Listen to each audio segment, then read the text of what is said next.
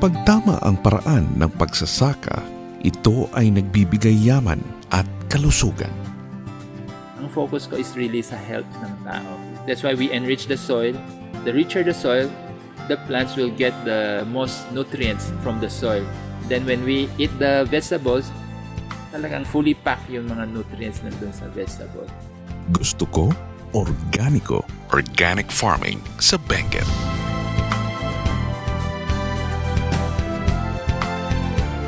I started organic farming from zero knowledge. I grew up in Manila. Nasa garment industry ako. We were printing t-shirts. Yung mga paints na ginahandle namin, medyo very toxic din eh. And then during that time, I was really very unhealthy. I started to look into alternative medicine, mga herbal. So nakaroon ng interest. I do a lot of research, join seminars. Dahil sa interes niya sa kalusugan, pinag-aralan ni Felix Tan ang pagtatanim ng mga masustansyang pagkain. I started year 2006.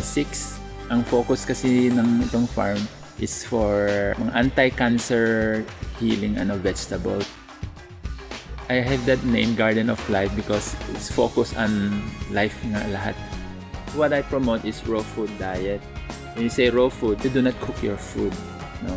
Whenever you cook your food, 40 degrees centigrade up, it's considered as a dead food.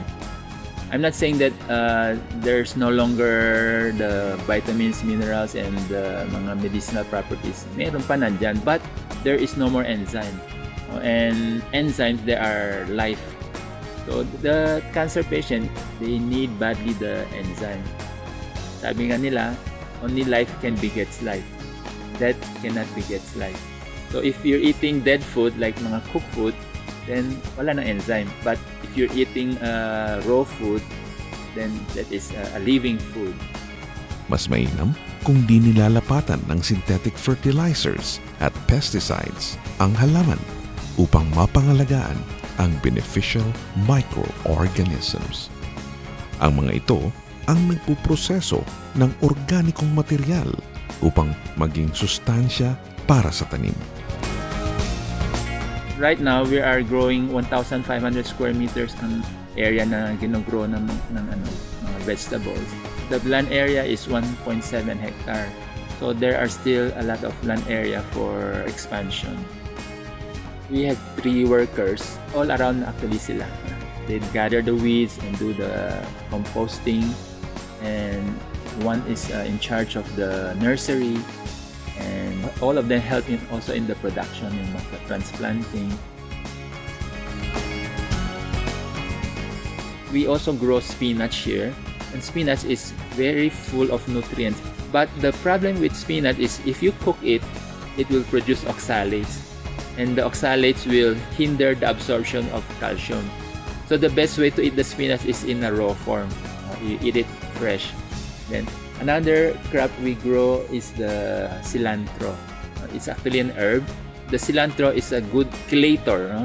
Nag-remove siya ng mga heavy metals. So if you have problem with mercury, lead, cadmium, arsenic, usually mga cancer patient kasi ang problem nila heavy metal toxicity.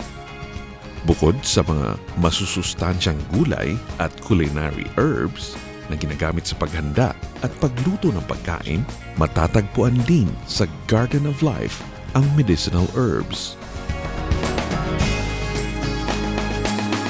This crop is called Dora in the local dialect. The scientific name is Ruta. This herb is also very good for the liver. If you have problem with cirrhosis, cancer of the liver, hepatitis, fatty liver, lupus, this herb is very good for you. And also good for colon cancer. There was a case, I have a client who kept on buying a certain herb from me called serpentina. It's a bitter herb. And then she bought a lot and I was wondering why. Yun pala, she said she has a cyst on her breast.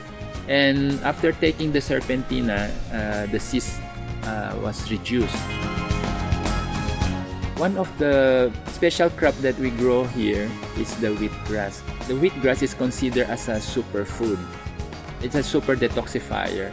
It means that it can cleanse. Pangalawa, it's very alkaline.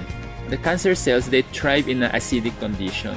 When you alkalinize your body by taking in wheatgrass, it makes the environment hindi conducive for the cancer to grow.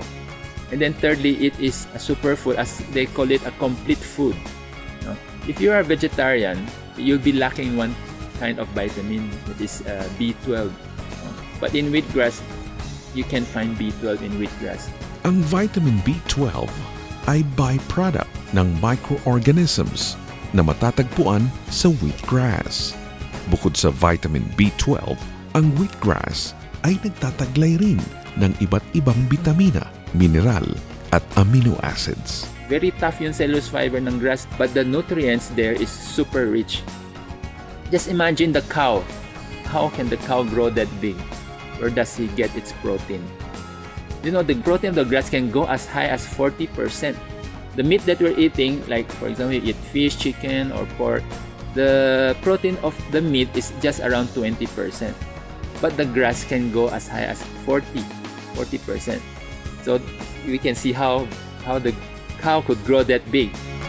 And then sa planting, what we do is we soak the seeds for 6 hours. We put it in a net so that mag-drain yung tubig, and then just hang it up. And every 8 hours, you will just wet it again. After the next day, you will see there are roots coming out already. Yan, pwede mo nang itanim na siya. Just broadcast it. When you harvest it, you should harvest it at the time na tawag namin jointing stage, before the ovum of the plant will go up and it will start to flower. When it flower, all the nutrients will go to the flower. Then eventually it will go to the grain. This is where the wheatgrass will reach its maximum peak of nutrients. And that stage is around mga 25 to 30 days. And if you plant in tray, you can never reach that jointing stage because of the shallowness of the soil. Ang wheatgrass ay ginagawang kapsula o kaya'y tableta, pero mas maraming benepisyo kung iinumin bilang juice. They need a special juicer, the ogre type juicer. This is a slow juicer. Kapag umikot siya, it's a squeezing effect. You need that kind of juicer. While the others, they don't have a juicer, you can also chew it like a cow. But just sit in the juice and then you spit it out. Wag mo lang i-swallow kasi yung cellulose fiber niya, very tough, mahirapan na yung digestion mo. Or they use a mortar and pestle, pero matrabaho talaga. At the start, you can start with 2 ounces a day. You can go as high as 8. There's no overdose kasi it's a food. But for cancer patients, they need to consume at least 8 ounces. The more the better. It's a super detoxifier. The first time they try it, they have this feeling of dizziness, nausea, no? Kasi yung toxin ng body, gustong ilabas ng wheatgrass. Usually the first time na. But after the second, third, di na. Malaking dahilan sa paghina ng kalusugan ng tao ang bumababang antas ng nutrisyon dahil na rin sa maling pagkain. O aking bayan, suna, organikong agrikultura.